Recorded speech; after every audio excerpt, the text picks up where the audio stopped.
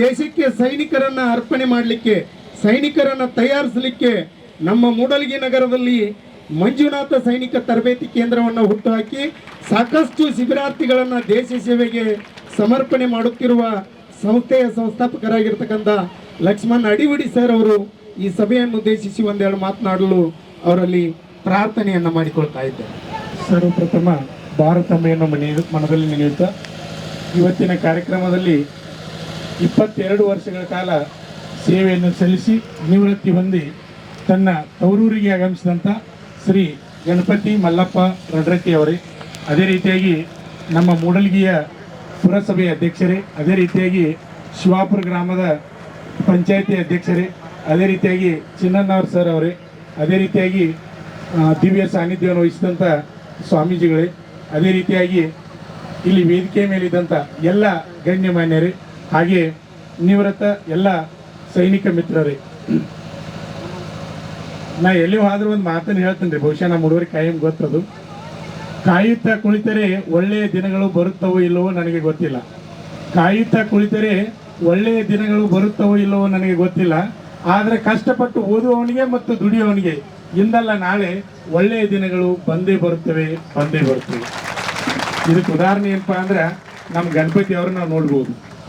ಯಾಕಂದ್ರೆ 22 ವರ್ಷಗಳ ಕಾಲ ದೇಶ ಸೇವೆಯನ್ನು ಮಾಡಿ ಇವತ್ತು ಇದೇ 1ನೇ ತಾರೀಕು ನಿವೃತ್ತಿಯನ್ನು ಹೊಂದಿ ತನ್ನ ತವರೂರಾದ ಈ ಊರಿಗೆ ಬಂದು ಇವತ್ತು ಸತ್ಕಾರವನ್ನು ಸ್ವೀಕರಿಸ್ತಾ ಇದ್ದಾರೆ ಅಂದರೆ ಇದು ಒಂದು ಒಳ್ಳೆಯ ದಿನ, ಶುಭ ದಿನ ಅಂತಕ್ಕಂಥ ಮಾತನ್ನು ಈ ಸಂದರ್ಭದಲ್ಲಿ ಹೇಳ್ತೀನಿ. ಒಂದು ವಿಶೇಷವಾಗಿ ಹೇಳ್ಬೇಕಪ್ಪ ಅಂದ್ರೆ ಇಲ್ಲಿ ನಿವೃತ್ತ ಯೋಧರ ಬಗ್ಗೆ ಒಂದು ಸ್ವಲ್ಪ ಮಾತಾಡಬೇಕು. ನಮ್ಮ ಬೆಳಗಾವಿ ಜಿಲ್ಲೆಯಲ್ಲಿ ಅತಿ ಹೆಚ್ಚಿನ ಸಂಖ್ಯೆಯಲ್ಲಿ, ಕರ್ನಾಟಕದಾಗ ಅತಿ ಹೆಚ್ಚಿನ ಸಂಖ್ಯೆಯಲ್ಲಿ ಯೋಧರು ಎಲ್ಲಿದಾರಪ್ಪ ಅಂದ್ರೆ ಬೆಳಗಾವಿ ಜಿಲ್ಲೆಯಲ್ಲಿದ್ದಾರೆ. ಅಷ್ಟೇ ಅಲ್ಲ, ನಾವು ನಿವೃತ್ತ ಸಂಖ್ಯೆಯನ್ನು ನೋಡ್ಕೊಂಡಾಗ ನಾ ಇದೇ ಸರ್ ಒಬ್ರು ಮಾತಾಡ್ಸಿನ್ರಿ. ಸರ್ ಎಷ್ಟು ಜನ ಆಗ್ಬೋದು ನಿವೃತ್ತಿ ಯೋಧರು ಅಂದ್ರೆ ಈಗ ಆರ್ಮಿಯನ್ನು ಮುಗಿಸಿ ಬಂದವರು ಎಷ್ಟು ಜನ ಆಗ್ಬೋದು ಬೆಳಗಾವಿ ಜಿಲ್ಲೆಯೊಳಗೆ ಅಂದಾಗ, ಸರ್ ಈ ಸದ್ ನಮ್ಮ ತೆಗೆ ರಿಜಿಸ್ಟರ್ ಇದ್ದಿದ್ದಾನೆ ಎವರೇಜ್ 38,000 ತಿಳಿದ್ರು ಅವರು ನಿವೃತ್ತಿಯಾಗಿ ಬಂದಂತದ್ರಿ. ಅಷ್ಟೇ ಅಲ್ಲ, ನಮ್ಮ ಮೂಡಲಗಿ ತಾಲೂಕಿನ ಬಗ್ಗೆನೂ ಸಹಿತ ನಾವು ವಿಚಾರಣೆ ಮಾಡಿದ್ದೀವಿ. ಅವರು ಸಹಿತ ಹೇಳಿದ್ರು ಈ ಪ್ರೆಸೆಂಟ್ ಆಗಿ ನಮ್ಮ ಮೂಡಲಗಿ ತಾಲೂಕೊಳಗ 300 ಜನ ರಿಜಿಸ್ಟರ್ ಮಾಡ್ಕೊಂಡಾರ ಸರ್. ಹಂಗೆ ತೆಗೆದ್ರೆ ಟೋಟಲ್ ಮೂಡಲಗಿ ತಾಲೂಕೊಳಗ 1500 ಜನ ಸಿಗ್ತಾರೋ ಅವ್ರು ಇನ್ನೂ ರಿಜಿಸ್ಟರ್ ಮಾಡ್ಕೊಂಡಿಲ್ಲ ಸರ್ ಅಂತಕ್ಕಂಥ ಮಾತನ್ನು ಸಹಿತ ಹೇಳಿದ್ರು. ಬಹಳ ಖುಷಿ ಆಯ್ತು. ಯಾಕಂದ್ರೆ ಇಷ್ಟೊಂದು ಅತಿ ಹೆಚ್ಚಿನ ಸಂಖ್ಯೆಯಲ್ಲಿ ಮೊದಲು ಏನಪ್ಪ ಅಂದ್ರೆ ಕೊಡಗು ಫೇಮಸ್ ಅಂತಿದ್ವಿ ನಾವು ಆರ್ಮಿ ಅಂದಾಗ. ನಂತರ ಬಂದಿದ್ದ ಬೆಳಗಾವಿ ಜಿಲ್ಲಾ ರೀ. ಬೆಳಗಾವಿ ಜಿಲ್ಲಾ ಆರ್ಮಿ ರ್ಯಾಲಿ ನಡೆಸಬೇಕಾದ್ರೆ ಏನ್ ಮಾಡ್ತಿದ್ರಪ್ಪ ಅಂದ್ರೆ 2-3 ಜಿಲ್ಲಾ ಕೂಡಿ ಒಂದಿನ ರ್ಯಾಲಿಯನ್ನು ಇಟ್ಕೊತಿದ್ರು ಡೇಟ್. ಆದ್ರೆ ಬೆಳಗಾವಿ ಜಿಲ್ಲಾ ಬಂತಂದ್ರೆ ಹಂಗಿಲ್ರಿ. ಇವ್ರಿಗೆ ಈ ಜಿಲ್ಲಾದವ್ರಿಗೆ 3-4 ದಿನ ಇಡ್ಬೇಕ್ರಿ ರ್ಯಾಲಿ. ತಾಲೂಕು 2 ತಾಲೂಕು ಅಥವಾ 1 ತಾಲೂಕಿಗೆ ಒಂದೊಂದು ದಿನ ಇಡ್ಬೇಕ್ರಿ. ಅಷ್ಟು ಜನ ಇಂಟ್ರೆಸ್ಟ್ ಯುವಕರು ಎಲ್ಲಾರಪ್ಪ ಅಂದ್ರೆ ಅದು ನಮ್ಮ ಬೆಳಗಾವಿ ಜಿಲ್ಲೆಯಲ್ಲಿದ್ದಾರೆ. ಭಾರತಾಂಬೆ ಸೇವೆಯನ್ನು ಮಾಡಲಿಕ್ಕೆ ತಯಾರಾಗಿದ್ದಾರೆ ಅಂತಕ್ಕಂಥ ಮಾತನ್ನು ಹೇಳ್ತೀನಿ. ಅದೇ ರೀತಿಯಾಗಿ ಇವತ್ತು ವೇದಿಕೆ ಮೇಲೆ ಕೂತಂತ ಗಣಪತಿ ಅವರು ಸ್ಕೂಲ್ನಲ್ಲಿ ಹೋಗುವಾಗಲೂ ಸಹಿತ ಅಲ್ಲಿಂದ ಹಿಡಿದು ನನಗೆ ಪರಿಚಯ ರೀ. ಮೊದಲಿನಿಂದ ಅವ್ರನ್ನ ನಾನು ನೋಡ್ತಾ ಬಂದಿದ್ದೀನಿ. ಅವರು ಚಿಕ್ಕಂದಿಂದಲೂ ಸಹಿತ ನಾ ಏನೋ ಮಾಡಿ ಸರ್ ನಮ್ಮದೊಂದು ಅಂಗಡಿ ಇದ್ರಿ, ಅಲ್ಲಿ ಅವ್ರು ಬರ್ತಾ ಇದ್ರು, ಶಾಲೆ ಹೋಗ್ತಾ ಇದ್ರು. ನಾನು ಹೈಸ್ಕೂಲ್ ಟೀಚರ್ ಇದ್ನಿ ಅವಾಗ. ಇದ್ದಾಗ ಬರ್ತಾ ಇದ್ರು, ಬಂದು ನನ್ನ ಹತ್ರ ಚರ್ಚೆ ಮಾಡ್ತಾ ಇದ್ರು. ನಾ ಏನಾಗ್ಬೇಕಂತ ಮಾಡಿಪ್ಪ ಅಂತ ಕೇಳ್ತಿದ್ನಿ. ಅವಾಗ ಅವ್ರು ಏನು ಹೇಳ್ತಾ ಇದ್ರಂದ್ರೆ, ಸರ್ ನಾ ಇಂಡಿಯನ್ ಆರ್ಮಿನ ಸೇರಬೇಕು, ಭಾರತಾಂಬೆ ಸೇವೆನ ಮಾಡಬೇಕು, ನಾನು ಚಿಕ್ಕಂದಿಂದಲೂ ಅದೇ ಕನ್ಸೈತ್ರಿ, ನಾ ಅದನ್ನ ಮಾಡ್ತೀನಿ ಅಂತಕ್ಕಂಥ ಮಾತನ್ನ ಪದೇ ನನ್ನ ಮುಂದೆ ಹೇಳ್ತಾ ಇದ್ರು. ಅದೇ ರೀತಿಯಾಗಿ ಅವರು ಇವತ್ತು ತಮ್ಮ ಗುರಿಯನ್ನು ಸಾಧಿಸಿ 22 ವರ್ಷಗಳ ಕಾಲ ಸೇವೆಯನ್ನು ಸಲ್ಲಿಸಿ ಇವತ್ತು ನಿವೃತ್ತಿ ಹೊಂದಿ ಅತಿ ವಿಜೃಂಭಣೆಯಿಂದ ಇವತ್ತು ಬಂದು ಸತ್ಕಾರವನ್ನು ಸ್ವೀಕರಿಸ್ತಾ ಇದ್ದಾರೆ. ನಿಜವಾಗ್ಲೂ ಬಹಳ ಖುಷಿ ಅನಿಸ್ತದೆ. ಅವ್ರ ತಾಯಿಯವರು ವೇದಿಕೆ ಮೇಲೆ ಕೂತಿದ್ದಾರೆ. ಅದೇ ರೀತಿಯಾಗಿ ಅವರ ಪತ್ನಿ ಅವರು ಇಬ್ಬರು ಪಾರ್ವತಿ ಪರಮೇಶ್ವರಾಗಿ ವೇದಿಕೆ ಮೇಲೆ ಕೂತಿದ್ದಾರೆ. ನೋಡ್ರೆ ಬಹಳ ಒಂದು ಖುಷಿ ಅನಿಸ್ತದೆ. ಇಂಥ ಒಂದು ಅವಕಾಶ ಎಲ್ಲರಿಗೂ ಸಿಗುದಿಲ್ಲ. ಅದು ಆರ್ಮಿಯಲ್ಲಿ ಸೇವೆ ಸಲ್ಲಿಸಿದಂಥವ್ರಿಗೆ ಮಾತ್ರ ಸಿಗ್ತೈತಿ ಅಂತಕ್ಕಂಥ ಮಾತನ್ನು ಹೇಳ್ತೀನಿ. ಇಲ್ಲಿ ಯೋಧರಂದಾಗ 1-2 ಮಾತುಗಳನ್ನು ಹೇಳಲಿಕ್ಕೆ ಇಷ್ಟಪಡ್ತೀನಿ. ಬಹುಶಃ ನೀವು ಚೀನಾ ಯುದ್ಧವನ್ನು ಕೇಳಿರಿ. 1962ರಾಗ ಚೀನಾ ಯುದ್ಧ ಆಯ್ತು. ಆ ಯುದ್ಧದಲ್ಲಿ ನೋಡ್ರಿ, ನಾವು ಸಿನಿಮಾದಾಗ ಅದು ನೋಡ್ತೀವಿ. ಏನು ಒಬ್ಬ ವ್ಯಕ್ತಿ 10 ಜನರ ಜೊತೆ ಫೈಟ್ ಮಾಡ್ತಾನೆ, 20 ಜನ ಮಾಡ್ತಾನೆ, 100 ಮಂದಿ ಜೊತೆ ಮಾಡ್ತಾನೆ, ಸಿನಿಮಾದಾಗ ನೋಡ್ತೀವಿ. ಆದ್ರೆ ರಿಯಲ್ ಆಗಿ ಒಬ್ಬ ವ್ಯಕ್ತಿ 300 ಜನ ಕೊಂದಿದ್ದು ಯಾರಪ್ಪ ಅಂದ್ರೆ ನಮ್ಮ ಸೈನಿಕ. ಯಾಕಂದ್ರೆ ಅದನ್ನ ಮೆಚ್ಚುವಂಥದ್ದು ನಾವು. ಇದು ನಮ್ಮದೇ ಇದ್ರು ಸಹಿತ ನಂಬಲೇಬೇಕು ಅಂಥದ್ದೊಂದು. ಅವ್ರು ಯಾರಪ್ಪ ಅಂದ್ರೆ ಜಸ್ವಂತ್ ಸಿಂಗ್ ಅಂತಕ್ಕಂಥವ್ರು. ಜಸ್ವಂತ್ ಸಿಂಗ್ ಅವರು ಇದು 1962ರ ಸಮಯದಲ್ಲಿ ಭಾರತ ಚೀನಾ ಯುದ್ಧ ಚೀನಾದವ್ರ ಯುದ್ಧವನ್ನು ಘೋಷಣೆ ಮಾಡಿದ್ರು ನಮ್ಮ ಭಾರತ ದೇಶದ ಮೇಲೆ. ಅಂತ ಒಂದು ಸಂದರ್ಭದಲ್ಲಿ ಆ ಗಡಿಯಲ್ಲಿ ಅರುಣಾಚಲ ಪ್ರದೇಶದ ಗಡಿಯಲ್ಲಿ ಬಹಳಷ್ಟು ಜನ ಸೈನಿಕರು ನಮ್ಮವ್ರು ಕಡಿಮೆ ಇದ್ರು. ಆವಾಗ ಆಧುನಿಕ ಶಸ್ತ್ರಾಸ್ತ್ರಗಳು ಇರಲಿಲ್ಲ. ಆದರೂ ಸಹಿತ ಚೀನಾದವರಲ್ಲಿ ಎಲ್ಲ ರೀತಿ ಶಸ್ತ್ರಾಸ್ತ್ರಗಳು ಇದ್ದು ರೀ. ಒಮ್ಮೆಲೆ ಏನು ಮಾಡಿರಪ್ಪ ಅಂದ್ರೆ ಚೀನಾ ಸೈನಿಕರು ನಮ್ಮ ಮೇಲೆ ಯುದ್ಧವನ್ನು ಘೋಷಣೆ ಮಾಡಿಬಿಟ್ರು. ಘೋಷಣೆ ಮಾಡಿದಾಗ ಅವಾಗ ಬಹಳಷ್ಟು ಜನ ನಮ್ಮ ಸರ್ಕಾರದವ್ರು ಹೇಳ್ರಿ ಏನಪ್ಪಾ ಅಂದ್ರೆ ಚೀನಿ ಸೈನಿಕರು ಬಹಳಷ್ಟು ಜನ ಅದಾರ, ನಮ್ಮ ಸೈನಿಕರು ಕಡಿಮೆ ಅದಾರ, ನೀವು ಹಿಂದೆ ಬಂದು ಬಿಡ್ರಿ ಅಂತಂದ್ರು.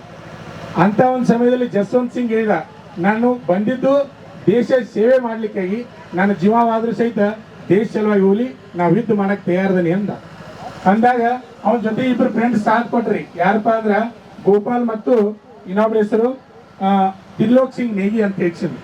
ನಾನು ನಿನ್ನ ಜೊತೆ ಬರ್ತೀವಿ ಅಂದ್ರು. ಮೊದಲನೇದು 3 ಆದ್ರಿ. ಇವ್ರು 3 ಜನ ಯುದ್ಧ ಮಾಡ್ಲಿಕ್ಕೆ ಹೋದ್ರು. 3 ಜನ ಯುದ್ಧ ಮಾಡ್ಲಿಕ್ಕೆ ಹೋದಾಗ ಇವ್ರ ಹತ್ರ ಏನೂ ಇಲ್ಲ, ಗ್ರಾನೈಟ್ ಅಷ್ಟ ಅದಾವ್ರಿ ಇವ್ರ ಹತ್ರ. ಅವ್ರ ಹತ್ರ ಮಿಷನ್ ಗನ್ಗಳದಾವ, 1 ನಿಮಿಷದಾಗ 100 ಫೈರ್ ಆಗುವಂತವ ಮಿಷನ್ ಗನ್ಗಳದಾವ, ಗ್ರಾನೈಟ್ಗಳದಾವ, ಮತ್ತು ಬೇರೆ ಬೇರೆ ಸಾಮಗ್ರಿಗಳು ಅವ್ರ ಹತ್ರ ಅದಾವ. ಆದ್ರೆ ನಮ್ಮ ಭಾರತೀಯ ಸೈನಿಕರಲ್ಲಿ ಇಲ್ಲ. ಅಂತ ಸಂದರ್ಭದಲ್ಲಿ ಜಸ್ವಂತ್ ಸಿಂಗ್ 3 ಜನ ಮಾತಾಡ್ಕೊಂಡ್ರು, ನಾವು 3 ಜನ ಅಂಜೋದು ಬೇಡ, ನಾವು 3 ಜನ 3 ದಿಕ್ಕಿಗೆ ಹೋನು, ಬೇರೆ ಬೇರೆ ದಿಕ್ಕಿಗೆ ಹೋನು, ಅವ್ರ ಮೇಲೆ ನಾವು ಯುದ್ಧವನ್ನು ಮಾಡೋಣ ಅಂತೇಳಿ ಹೋದ್ರು. ಹೋದ್ಮೇಲೆ 3 ಜನ 3 ಕಡೆ ಕೂತ್ರಿ. 3 ಕಡೆ ಕೂತು ಗ್ರಾನೈಟ್ ಅನ್ನು ಎಸಿಲಿಕ್ಕೆ ಪ್ರಾರಂಭ ಮಾಡಿದ್ರು. ಅವಾಗ ಚೀನಿಯರು ಭಾರತೀಯರು ಎಷ್ಟು ಸೈನಿಕರ ಅನ್ನೋದೇ ಗೊತ್ತಿಲ್ಲ ಅವ್ರಿಗೆ. ಇವ್ರು 3 ಜನ ನಿಜವಾಗ್ಲೂ ಇದ್ದಿದ್ದು. ಗ್ರಾನೈಟ್ ಅನ್ನು ಎಸಿಲಿಕ್ಕೆ ಪ್ರಾರಂಭ ಮಾಡಿದ್ರು. ಅವಾಗ ಏನಾಯ್ತಪ್ಪ ಅಂದ್ರೆ ಚೀನಿಯರು ಒಂದು ಮಿಷನ್ ಗನ್ ಅನ್ನು ಒಂದ್ ಕಡೆ ಇಟ್ಕೊಂಡು ಕೂತಿದ್ರು. ಅಲ್ಲೇ ಗ್ರಾನೈಟ್ ಅನ್ನು ಎಸೆದ್ಬಿಟ್ರು. ಎಸ್ದಾಗ ಅಲ್ಲಿ ಚೀನಿ 5 ಸೈನಿಕರು ಸತ್ ಮೇಲೆ ಏನಾಯ್ತಪ್ಪ ಅಂದ್ರೆ ಅದ ಒಂದು ಸಂದರ್ಭದಾಗ ಇದು ತ್ರಿಲೋಕ್ ಸಿಂಗ ಆಮೇಲೆ ಗೋಪಾಲ್ ಅವರಿಬ್ರು ಮರಣವನ್ನು ಹೊಂದ್ತಾರ. ಅಲ್ಲಿ ಉಳ್ದ ಯಾರಪ್ಪ ಅಂದ್ರೆ ಜಸ್ವಂತ್ ಸಿಂಗ್ ಒಬ್ಬ ಉಳಿತಾನ. ಒಬ್ಬ ಉಳಿದ್ರು ಸಹಿತ ಹಿಂದ್ ಸರಿದಿಲ್ಲ ಅವನು. ಅಲ್ಲಿ ಹೋಗಿ ಚೀನಾದವ್ರು ಎಲ್ಲ ಮಿಷನ್ ಗನ್ಗಳನ್ನ ಎಲ್ಲ ತಗೊಂಡ್ ಬಂದ್ಬಿಡ್ತಾನೆ, ಹೊತ್ಕೊಂಡು ಬಂದು ನಮ್ಮ ಬೌಡ್ರಿ ತಂದು ಇಟ್ಕೊಂಡು ಒಬ್ಬ ಏನ್ ಮಾಡ್ತಾನಪ್ಪ ಅಂದ್ರೆ ಎಲ್ಲಾ ಜಾಗದಾಗ ಬೇರೆ ಬೇರೆ ಇಡ್ತಾನೆ ಮಿಷನ್ ಗನ್. ಇಲ್ಲಿ ನಿಂತು ಇಲ್ಲಿ ಫೈರ್ ಮಾಡೋದು, ಆ ಕಡೆ ಹೋಗುದು, ಆ ಕಡೆ ನಿಂತು ಫೈರ್ ಮಾಡೋದು. ಅಲ್ಲಿ ಏನಾಗ್ತದಪ್ಪ ಅಂದ್ರ ಜಸ್ವಂತ್ ಸಿಂಗ್ ಒಬ್ರೆ ಅಲ್ಲಿ ಮಿಷನ್ ಗನ್ಗಳು ತಗೊಂಡು ಫೈರಿಂಗ್ ಮಾಡ್ಲಿಕ್ಕೆ ಪ್ರಾರಂಭ ಮಾಡ್ತಾರೆ. ಸುಮಾರು 300 ಜನರನ್ನ ಒಬ್ಬರ ಕೊಂದ್ಬಿಡ್ತಾರ್ರಿ. ಒಬ್ಬ ವ್ಯಕ್ತಿ 300 ಜನರ ಕೊಂದ್ಬಿಡ್ತಾರ್ರಿ. ಅವ್ರು ಏನ್ ತಿಳ್ಕೊಂಡಿರ್ತಾರ, ಭಾರತೀಯ ಸೈನಿಕರು 1000 ಜನ ಅದಾರ ಅಂತ ತಿಳ್ಕೊಂಡಿರ್ತಾರ. ಆದ್ರ ಜಸ್ವಂತ್ ಸಿಂಗ್ ಒಬ್ರೇ ಏನ್ ಮಾಡ್ತಿರ್ತಾರಪ್ಪ ಅಂದ್ರ ಎಲ್ಲಾ ಕಡೆ ಗನ್ ಮಿಷನ್ ಇಟ್ಟು ಒಬ್ರೇ ಒಮ್ಮೆ ಇಲ್ಲಿ ಫೈರಿಂಗ್ ಮಾಡೋದು, ಒಮ್ಮೆ ಅಲ್ಲಿ ಫೈರಿಂಗ್ ಮಾಡೋದು, ಒಮ್ಮೆ ಅಲ್ಲಿ ಫೈರಿಂಗ್ ಮಾಡೋದು. ಎಷ್ಟು ಜನ ಅದಾರ ಅಂತೇಳಿ ಅವ್ರಿಗೆ ಗೊತ್ತಾಗಬಾರ್ದು ಚೀನಾದವ್ರಿಗೆ. ಆ ರೀತಿ ಅವರು ಮಿಷನ್ ಗನ್ ತಗೊಂಡು ಫೈರಿಂಗ್ ಮಾಡ್ತಾರೆ. ಫೈರಿಂಗ್ ಮಾಡಿದ್ಮೇಲೆ ಏನಾಗ್ತದ ಅಂದ್ರ ಅಲ್ಲಿ ಊಟವನ್ನ ಸುಮಾರು ಎಷ್ಟು ನಡೆದಿತ್ತಪ್ಪ ಅಂದ್ರ 72 ಗಂಟೆಗಳ ಕಾಲ ಒಬ್ಬ ಹೋರಾಟವನ್ನು ಮಾಡ್ತಾನ್ರಿ. 3 ದಿನಲ್ಲಿ ಊಟ ಏನೂ ಮಾಡಲ್ಲ, 72 ಗಂಟೆಗಳ ಕಾಲ ಹೋರಾಟವನ್ನು ಮಾಡಿ ಚೀನಾದ 300 ಸೈನಿಕರನ್ನ ಪಡೆದು ಉಳಿಸ್ತಾನ್ರಿ. ಪಡೆದು ಉಳಿಸ್ಮೇಲೆ ಅಲ್ಲಿ ಚೀನಿ ಸೈನಿಕರು ಅಲ್ಲಿ ಒಬ್ಬ ಊಟವನ್ನು ಓದ್ಕೊಡ್ತಿರ್ತಾನೆ. ಆ ವ್ಯಕ್ತಿಯನ್ನು ಹಿಡಿದು ಕೇಳ್ತಾರ, ಎಷ್ಟು ಜನ ಅದಾರ ಭಾರತೀಯರು ಹಂಗ ಫೈರಿಂಗ್ ಮಾಡತ್ತಾರ ಅಂತಾರ ಅವ್ರು. ಅಂದ ಅವ್ನು ಬಡಿದು ಮಾಡಿ ಕೇಳಿದಾಗ ಒಬ್ಬರದ ಅರ್ಥ ಬಾಯಿ ಬಿಡ್ತಾನ. ಅವ್ನು ಬಾಯಿ ಬಿಟ್ಟಾಗ ಅವ್ರು ಏನ್ ಮಾಡ್ತಾರಪ್ಪ ಅಂದ್ರ ಅವರು ಒಂದು 10 ಜನ ಕೂಡಿಸಿ ಒಮ್ಮೆ ನೇರವಾಗಿ ಅಟ್ಯಾಕ್ ಮಾಡ್ತಾರೆ ಜಸ್ವಂತ್ ಸಿಂಗ್ ಅವ್ರನ್ನ. ಅಟ್ಯಾಕ್ ಮಾಡಿದಾಗ ಅಷ್ಟ್ರೊಳಗೆ ಅಂದ್ರೆ ಇವ್ರು ತೆಗಿದ್ರು ಎಲ್ಲ ಮಿಷನ್ ಗನ್ ಬಂದೂಕ್ ಮದ್ದು ಗುಂಡುಗಳು ಎಲ್ಲ ಖಾಲಿ ಆಗಿಬಿಟ್ಟಿರ್ತಾವ. ಏನು ಮಾಡ್ಲಿಕ್ಕೆ ಸಾಧ್ಯ ಆಗುದಿಲ್ಲ. ಅವಾಗೂ ಸಹಿತ ಅವ ಹಿಂದ್ ಸರಿದಿಲ್ಲ. ತನ್ನ ಹತ್ತಿರಲ್ಲಿ ಇರ್ತಕ್ಕಂಥ ಚಾಕುವನ್ನು ತೆಗೆದುಕೊಂಡು ಆ 10 ಜನರ ಸಹಿತ ಕೊಂದು ಬಿಡ್ತಾನೆ. ಅವ್ರು ಆ 10 ಜನರನ್ನ ಕೊಂದು ಬಿಡ್ತಾನೆ. ನೋಡ್ರಿ ಎಂತ ನಾವು ಭಾರತೀಯ ಸೈನಿಕರಂದ್ರೆ ನಾವು ಯಾವ ರೀತಿ ಇದಾರೆ ಅಂದ್ರೆ ಬಹಳ ಖುಷಿ ಪಡ್ಬೇಕು, ಬಹಳ ನಾವು ಹೆಮ್ಮೆ ಪಡ್ಬೇಕು. ಆಮೇಲೆ ಏನಾಯ್ತಪ್ಪ ಅಂದ್ರೆ ಎಲ್ಲಾರು ಸುತ್ತೊಡೆದು ಅವರನ್ನ ಹಿಡಿದುಕೊಂಡು ತಗೊಂಡೋಗಿ ಅಲ್ಲಿ ಕೆಲವೊಂದು ಜನ ಹೇಳ್ತಾರೆ, ಏನ್ರಿ ಅವರು ಚೀನಿಯವ್ರ ಕಡೆಯಿಂದ ಸತ್ತಿಲ್ಲ, ನಾ ಅವ್ರ ಕೈ ಸಿಗಬಾರ ತಾನ ಗುಂಡು ಹಿಡ್ಕೊಂಡು ಸತ್ತಾನ ಅಂತ ಹೋಗಿ ಕೆಲವೊಂದು ಜನ ಹೇಳ್ತಾರೆ. ಇನ್ನು ಕೆಲವೊಂದು ಜನ ಏನ್ ಹೇಳ್ತಾರೆ, ಇಲ್ಲ ಅವ್ನು ತಗೊಂಡು ಹೋದ್ರು ಅಂತೇಳಿ ತಗೊಂಡು ಹೋಗಿ ಅವನ ರುಂಡನ್ನ ಕತ್ತರಿಸಿದ್ರು ಅಂತ ಕೆಲವೊಂದು ಜನ ಹೇಳ್ತಾರೆ.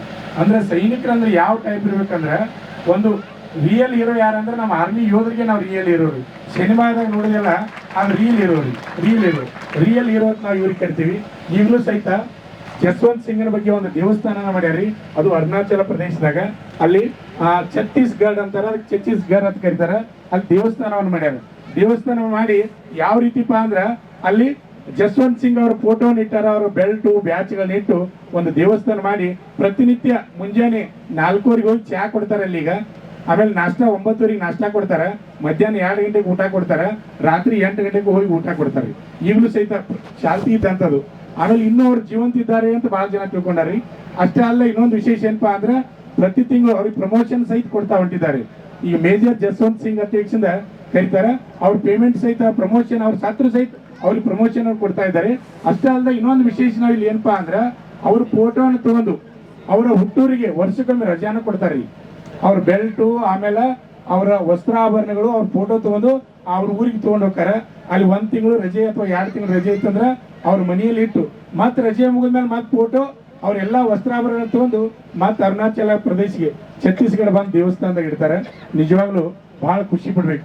ಒಂದು ಸ್ಫೂರ್ತಿ ನಮಗವರು, ಯಾಕಂದ್ರೆ ದೇಶ ಸೇವೆ ಮಾಡೋರಿಗೆ ಒಂದು ಸ್ಫೂರ್ತಿ ಅಂತ ಹೇಳ್ಬೋದು.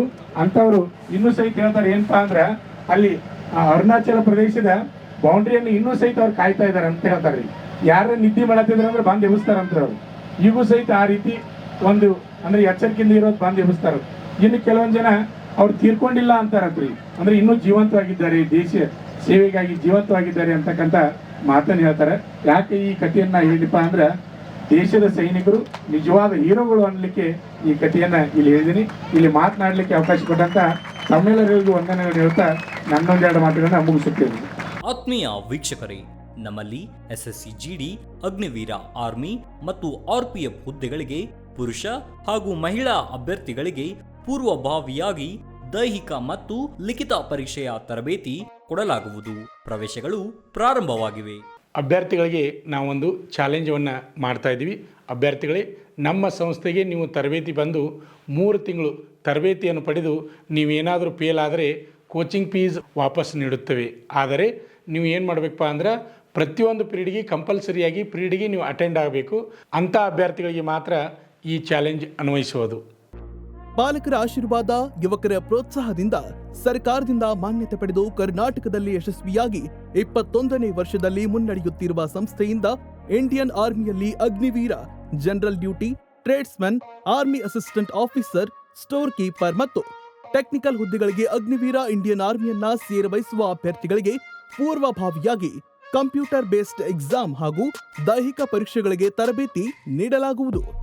ವುಮೆನ್ ಮಿಲಿಟರಿ, ಪೊಲೀಸ್, ಸ್ಟೇಟ್ ಹಾಗೂ ಸೆಂಟ್ರಲ್ ಪೊಲೀಸ್ ಕಾನ್ಸ್ಟೇಬಲ್ ಹಾಗೂ SSC GD, BSF, CRPF, Assam rifles, ITBP, CISF, SSB ಹಾಗೂ ಮುಂದೆ ನಡೆಯುವ ಅಗ್ನಿವೀರ ಆರ್ಮಿ ರ್ಯಾಲಿಗೆ ಪುರುಷ ಹಾಗೂ ಮಹಿಳಾ ಅಭ್ಯರ್ಥಿಗಳಿಗೆ ತರಬೇತಿ ಕೊಡಲಾಗುವುದು.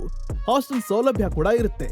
ಸಂಪರ್ಕಿಸಿ ಶ್ರೀ ಮಂಜುನಾಥ ಸೈನಿಕ ತರಬೇತಿ ಕೇಂದ್ರ, ಮೂಡಲ್ಗಿ, ತಾಲೂಕು ಮೂಡಲ್ಗಿ, ಜಿಲ್ಲೆ ಬೆಳಗಾವಿ, ರಾಜ್ಯ ಕರ್ನಾಟಕ. ಪ್ರವೇಶ ಪ್ರಾರಂಭವಾಗಿದೆ.